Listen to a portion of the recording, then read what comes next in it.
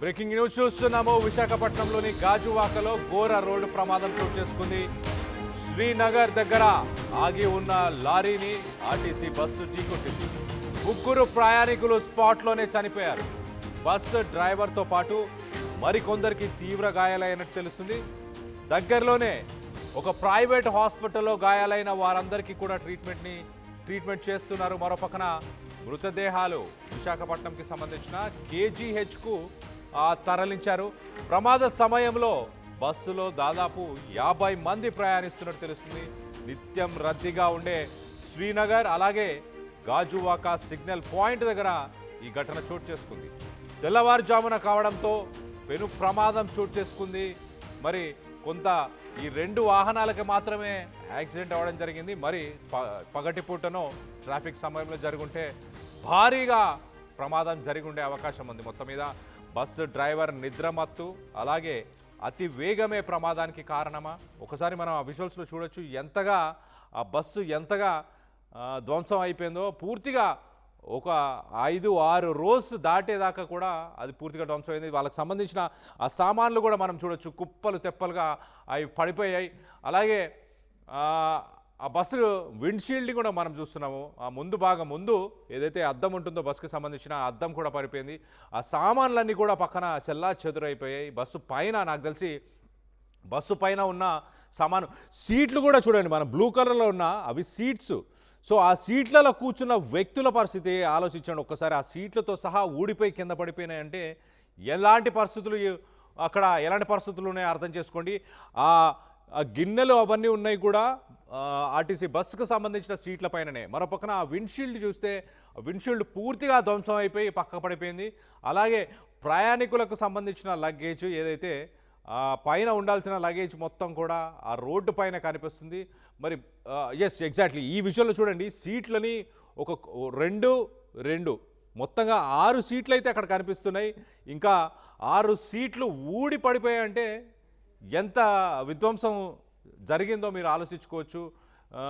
అలాగే ఈ యాక్సిడెంట్ వల్ల ఆ రోడ్డు పైన వెళ్తున్న మరొక వాహనానికి సంబంధించిన వాళ్ళు కూడా కింద పడిపోయారు. ఒకసారి ఆ బస్సుకి సంబంధించిన ఎగ్జాక్ట్లీ ఇక్కడ చూడొచ్చు మనము. బస్సు సీట్లు కుప్పలుగా ఒకదానిపై ఒకటి బస్సు సీట్లు కుప్పలుగా తెగి పడిపోయాయి అంటే అర్థం చేసుకోండి. ఆ బస్సులో ఆ సీట్లలో కూర్చున్న వ్యక్తుల పరిస్థితి ఏంటి? వాళ్ళు మొత్తం మీద ముగ్గురైతే స్పాట్లోనే చనిపోయారు. ఇంకా 50 మంది బస్సులో ప్రయాణికులు ఉన్నారు. వాళ్ళందరినీ కూడా వైజాగ్లోని కేజీహెచ్కి వాళ్ళందరినీ తరలించారు. ప్రస్తుతానికి వాళ్ళందరి పరిస్థితి కూడా చాలా విషమంగా ఉన్నట్టు కూడా తెలుస్తుంది. మొత్తం మీద ఒక విషాద సంఘటన అని చెప్పుకోవచ్చు. ఈ మధ్యకాలంలో మనం చూస్తున్నాం ఎప్పటికప్పుడు ప్రైవేట్ ట్రావెల్స్ బస్సులు యాక్సిడెంట్లకి గురవుతూనే ఉన్నాయి. మరి ముఖ్యంగా స్లీపర్ బస్సులు, ఏసీ బస్సులు, ఈ బస్సులన్నీ కూడా యాక్సిడెంట్లకు గురవుతున్నాయి. కానీ ఒక లగ్జరీ బస్సు అందులో ఆర్టీసీకి సంబంధించిన ఒక బస్సు యాక్సిడెంట్కి గురవ్వడం, అది కూడా తెల్లవారుజామున. సాధారణంగా ఆర్టీసీ డిపార్ట్మెంట్కి సంబంధించిన డ్రైవర్సు అన్ని సేఫ్టీ నార్మ్స్ని పాటిస్తూ ఉంటారు. అంటే వాళ్ళకు కావాల్సినంత నిద్ర, రెస్ట్ అవన్నీ కూడా డిపార్ట్మెంట్ ప్లాన్ చేస్తుంటుంది. అయినా కూడా మరి ఎంత స్పీడ్లో ఉండాలి, అంతగా ఆ బస్సు మనం చూస్తే ఎంత ధ్వంసం అయింది అని అంటే అసలు భయానకంగా ఉంది. ఆ విజువల్స్ చూస్తేనే అందులో ఉన్న 50 మంది ప్రజలు, ఆ ప్యాసింజర్స్ ఎవరైతే ఉన్నారో 50 మంది, వాళ్ళ పరిస్థితి ఎలా ఉంటుంది ఒక్కసారి. ఆ సీట్లతో సహా ఊడిపోయి పక్కన పడిపోయింది అని అంటే ఎంత వేగంగా వెళ్ళి గుద్దుండాలి, ఎంత స్పీడ్లో వెళ్ళి ఆ లారీని గుద్ది ఉంటే కానీ ఆ సీట్లతో సహా ఊడిపోయి బయటకు వచ్చే పరిస్థితులు నెలకొన్నాయి. సో మొత్తం మీద ఒక విషాద సంఘటన అయితే చోటు చేసుకుంది. విశాఖపట్నంలోని గాజువాకలో ఘోర ప్రమాదం చోటు చేసుకుంది. శ్రీనగర్ అనే ఒక ఏరియా దగ్గర ఆగి ఉన్న ఒక లారీని ఆర్టీసీ బస్సు ఢీకొట్టడంతో ముగ్గురు ప్రయాణికులు అక్కడికక్కడే చనిపోయారు. మనం రైట్ సైడ్ విజువల్లో చూడొచ్చు. దానికి సంబంధించి ఆర్టీసీకి సంబంధించిన సిబ్బంది అలాగే ట్రాఫిక్ పోలీస్ వీరందరూ కూడా అక్కడికి చేరుకొని కొంత ట్రాఫిక్ని క్లియర్ చేసే ప్రయత్నం చేశారు. రోడ్డు నుంచి పక్కకి ఆ బస్సును కూడా తొలగించిన తర్వాత విజువల్స్ని మనం చూస్తున్నాం. లెఫ్ట్ సైడ్ బాక్స్లో రాత్రి వేళ ఆ బస్సు యాక్సిడెంట్ జరిగిన సమయంలో అప్పుడు ఎలాంటి పరిస్థితులు నెలకొని ఉన్నాయో దాన్ని కూడా మనం చూస్తున్నాము. బస్సు ఆగి ఉన్న ఒక లారీని వెనక నుంచి ఢీకొట్టింది. దీనికి సంబంధించి మరింత అప్డేట్ తీసుకునే ప్రయత్నం చేద్దాం. ప్రస్తుతానికి వైజాగ్లో ఎలాంటి పరిస్థితులు నెలకొనున్నాయి, కేజీహెచ్లో ఎలాంటి పరిస్థితులు నెలకొన్నాయి, ప్యాసింజర్స్ పరిస్థితి ఎలా ఉంది, మా ప్రతినిధి రామచంద్రతో మాట్లాడి తెలుసుకునే ప్రయత్నం చేద్దాం. రామచంద్ర, చెప్పండి, ప్రస్తుతానికి ప్యాసింజర్స్ పరిస్థితి ఎలా ఉంది? విజువల్స్ చూస్తే భయానకంగా ఉన్నాయి. సీట్లతో సహా కుప్పలు తెప్పలుగా సీట్లతో సహా ఊడిపోయి రోడ్డుపైన పడిపోయిన పరిస్థితి. ఎంత వేగంగా ఉండాలి? అసలు లేటెస్ట్ అప్డేట్ ఏంటి రామచంద్రరావు? ప్రస్తుతానికి క్షతగాత్రుల్ని వేరు ఆసుపత్రికి తరలించారు. గాజువాక్లోని ఆర్కే ఆసుపత్రికి తరలించి కొందరిని వైద్యం అందిస్తున్నారు కళ్యాణ్. అయితే తెల్లవారుజామున అంటే ఒక రకంగా నిద్రమత్తులో ఉండొచ్చు, లేక ఎదురుగా ఉన్న వాహనం తాలూకా అంశాన్ని గుర్తించడంలో డ్రైవర్ ఫెయిల్ అయ్యారన్నది ఒక స్పష్టంగా కనిపిస్తుంది. ప్రధానంగా ఇప్పుడు గాజువాక అంటే సహజంగా విశాఖ నగరానికి మరొక 18 కిలోమీటర్ల దూరంలో చాలా మంది గమ్యానికి చేరుతున్నారు అనే దశలో ఈ ప్రమాదం జరిగింది. ఇది అనకాపల్లి నుంచి దాటిన దాదాపు 20 కిలోమీటర్ల దూరం. అదే విశాఖ నగరానికి ఒక 15 కిలోమీటర్ల దూరంలో గాజువాక పోలీస్ స్టేషన్ కి కేవలం 1 కిలోమీటర్ దూరంలో ప్రమాదం జరిగింది. అయితే మనకున్న సమాచారం బట్టి ఏదైతే ట్రిప్పర్ ఉందో ఆ ట్రిప్పర్ అప్పుడే టైరే పంక్చర్ కావడంతో జస్ట్ దాన్ని పక్కకు తీసే ప్రయత్నం డ్రైవర్ చేయడం, అప్పుడే ఆపడంతో ఒకసారిగా ఈ పార్వతీపురం మన్యం వైపు వెళ్తున్న ఈ బస్సు స్పీడ్ గా ఢీకొనడం జరిగింది. ఈ ప్రమాదంలో 2 మహిళలతో పాటు ఒక అసిస్టెంట్ డ్రైవర్ కూడా మృత్యువాత పడ్డాడు. అయితే మీరు చెప్పినట్టు ప్రమాద తీవ్రత స్పష్టంగా కనిపిస్తుంది. ఒకవైపు పూర్తిగా బస్సు భాగం అంతా కూడా కోల్పోయిన పరిస్థితి. ఇది ఖచ్చితంగా 60 నుంచి 80 కిలోమీటర్ల వేగంతో వెళ్తేనే ఇంత తీవ్రమైన పరిస్థితి ఉంటుంది. అయితే దీనిపై ఇప్పటికే అక్కడికి ట్రాన్స్పోర్ట్ ఆర్టీఏ అధికారులు కూడా చేరుకుంటున్నారు. దీని తీవ్రత ఇట్లా అంశాలు కూడా గుర్తించే అవకాశం ఉంది. అయితే ప్రస్తుతానికి ప్రమాదం అంచనా కంటే ప్రస్తుతం క్షతగాత్రులకి వైద్యం అందించే ప్రయత్నాలు జరుగుతున్నాయి. ప్రస్తుతానికి గాజువాక్ లోని ఆర్కే ఆసుపత్రికి కొందరు తరలించారు. మృతదేహాలు మాత్రం ఇంజాజ్ ఆసుపత్రికి తరలించారు. వీరికి సంబంధించిన అంశాలు కూడా అంటే ఎవరు ఏంటి అన్న విషయంపై మరి కాసేపట్లో నిర్ధారణ వచ్చే అవకాశం ఉంది. వారికి సంబంధించిన సమాచారం కూడా తెలిసే అవకాశం ఉంది Kalyan. Right Ramachandrarao, thanks for the latest update. యాక్చువల్గా ఈ బస్సు డ్రైవర్ పరిస్థితి, అలాగే లారీ డ్రైవర్స్కి సంబంధించిన పరిస్థితి ఎలా ఉంది? వాళ్ళు ఇద్దరు బ్రతికే ఉన్నారా? మృత్యువాత పడ్డారు కళ్యాణ్. మిగతా డ్రైవర్ వారందరూ కూడా స్వల్ప గాయాలతో బయటపడ్డారు. వీరిని ఆర్కే ఆసుపత్రికి తరలించారు. గాజువాక్ లోనే సమీపంలో ఉన్న ఈ ప్రైవేట్ ఆసుపత్రికి తరలించడం జరిగింది. అట్లాగే ప్రధానంగా చూసుకుంటే ఎవరైతే ట్రిప్పర్ డ్రైవర్ అతనికి కూడా కొంత స్వల్ప గాయాలయ్యాయి. అయితే వీరు ప్రాణాపాయ పరిస్థితి అయితే ఉన్నట్టు మనకు తెలియదు. అయితే గాయాల తీవ్రత ఏ రకంగా ఉన్నప్పటికీ వైద్యం అందించిన తర్వాత వీరి పరిస్థితి కాసేపట్లో మనకి స్పష్టంగా తెలిసే అవకాశం ఉంది. అయితే గాయపడిన ప్రయాణికుల్లో వేరు మంది అంటే మరొక 7 వరకు గాయపడ్డారు. వారి పరిస్థితిపై కూడా కొంతసేపట్లో వైద్యులు మనకి వివరాలు అందించే అవకాశం ఉంది. అయితే ఏదేమైనప్పటికీ తెల్లవారుజామున గమ్యానికి దగ్గరలో అంటే వాస్తవానికి పార్వతీపురం మన్యంకి విశాఖ నగరం నుంచి వెళ్ళడానికి మరొక 3 గంటలు పడుతుంది. కానీ సహజంగా ఎక్కువ మంది ప్రయాణికులు ఇటు పార్వతీపురం, సాలూరు, విజయనగరం ప్రయాణికులతో పాటు విశాఖ నగరానికి సంబంధించిన ప్రయాణికులు కూడా ఉంటారు. అయితే విశాఖ నగరానికి మరొక అరగంటలో చేరే అవకాశం ఉంది. ఇట్లాంటి దశలో ఈ ప్రమాదం జరిగింది. మనకున్న సమాచారం బట్టి అక్కడ ట్రాఫిక్ పోలీసుల మాటలు బట్టి డ్రైవర్ కాస్త నిద్రలోకి రావడం, లేకపోతే అతివేగంగా వచ్చి ఎదురుగా ఉన్న ట్రిప్పర్ నెమ్మదిగా ఆపుతూ పక్కకి సైడ్ తీస్తున్న దశని దూరం నుంచి గమనించకపోవడం వల్ల ఈ రకంగా ప్రమాదం జరిగి ఉంటుందని అంచనా వేస్తున్నారు. అయితే దీన్ని మరి కాసేపట్లో నిర్ధారించే అవకాశాలు కూడా ఉన్నాయి Kalyan. Right Ramachander, thanks for the latest update. మొత్తం మీద ఒక విషాద సంఘటన అని చెప్పొచ్చు. విశాఖపట్నం నుంచి గాజువాక సుమారుగా ఒక 19 కిలోమీటర్ల దూరంలో గాజువాకకు సంబంధించిన పోలీస్ స్టేషన్ పరిధిలో ఈ ఘటన చోటు చేసుకుంది. సో ఉదయం తెల్లవారుజామున సమయంతో ఒక టిప్పర్ లారీ కొంత లెఫ్ట్కి వెళ్తున్న సమయంలో మరి దాన్ని గుర్తించలేని పరిస్థితుల వల్లే ఈ ఆర్టీసీ డ్రైవర్ డైరెక్ట్గా వెళ్ళి ఆ లారీని గుద్దడం వల్ల 3 ప్రయాణికులు అక్కడికక్కడే చనిపోయారు. ఆ విజువల్స్లో మనం చూడొచ్చు ఎంతగా ధ్వంసం అయిపోయిందో ఆ బస్సు. దాని ద్వారా డ్రైవర్ వెనక ఉన్న 2-3 రోస్కి సంబంధించి అవన్నీ కూడా సీట్లు కూడా ఊడిపోయి పక్కన పడిపోయిన పరిస్థితి అంటే అర్థం చేసుకోవచ్చు. మొత్తం మీద పోలీసులు అలాగే ఆర్టీసీ సిబ్బంది అక్కడికి చేరుకున్నారు. బస్సుని అలాగే లారీని వాటి రెండింటిని కూడా రోడ్డుపై నుంచి పక్కకు తొలగించే ప్రయత్నం చేశారు. ప్రస్తుతానికి ఆ 50 మంది ఆ ఘటన చోటు చేసుకున్న సమయంలో దాదాపు 50 మంది ప్రయాణికులు ఆ బస్సులో ప్రయాణిస్తున్నట్టు తెలుస్తుంది.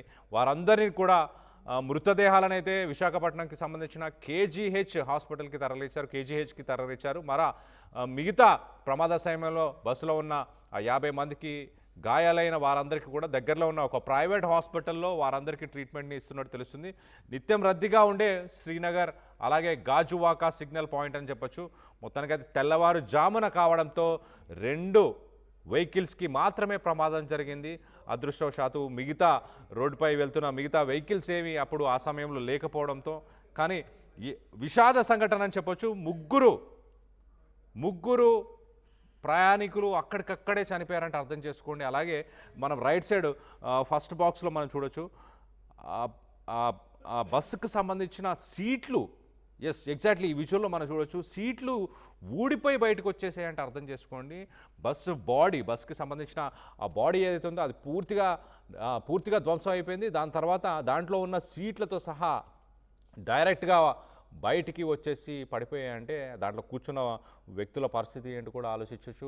ముందు భాగం పూర్తిగా ధ్వంసం అయిపోయింది బస్సుకి సంబంధించి మనం చూడొచ్చు. ముందు రేడియేటర్ సైడు, అలాగే డ్రైవర్కి సంబంధించిన ఆ స్టీరింగ్ వెనుక ఉండాల్సిన ఆ సీటు కూడా, డ్రైవర్ సీట్ కూడా అక్కడ లేని పరిస్థితి. ముందు విండ్షీల్డ్ అంతా పగిలిపోయింది, ఒక సైడ్ అంతా క్రష్ అయిపోయింది. వాస్తవానికి హెడ్ లైట్స్ కూడా కనిపించట్లేదు.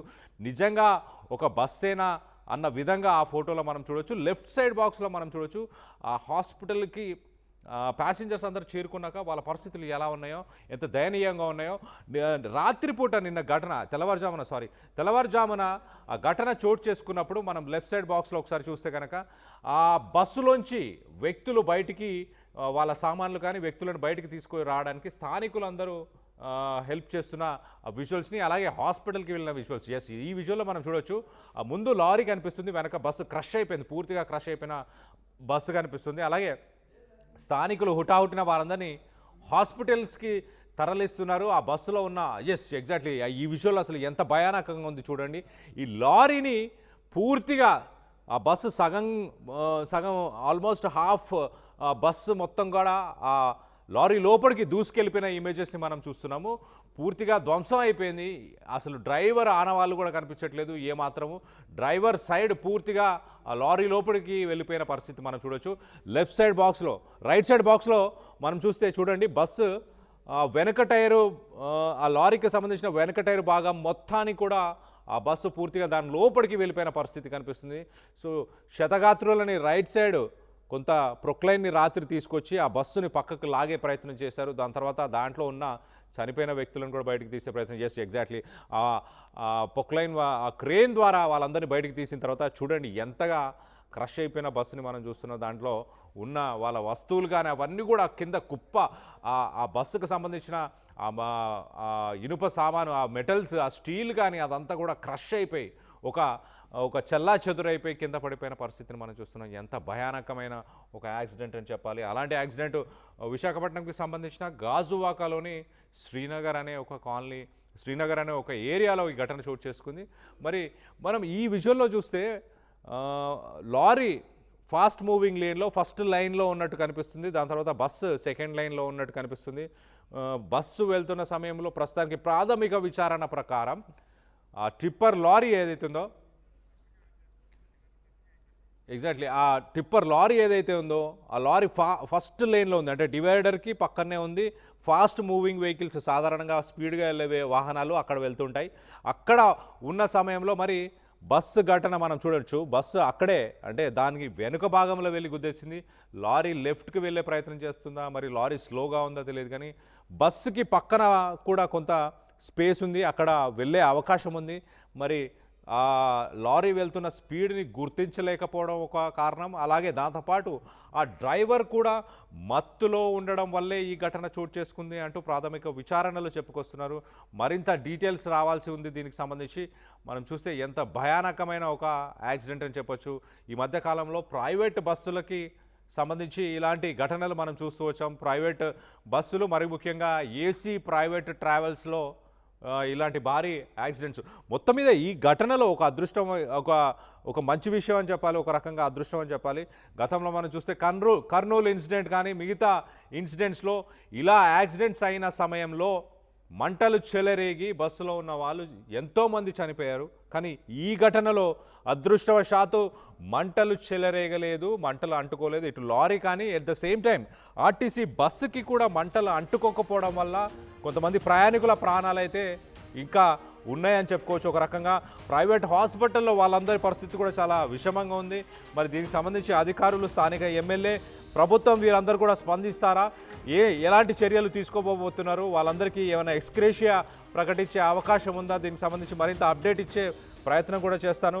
దీనికి సంబంధించి మీరేమనుకుంటున్నారు? ఈ యాక్సిడెంట్ జరగడానికి గల ముఖ్య కారణం ఏమై ఉండొచ్చని మీరు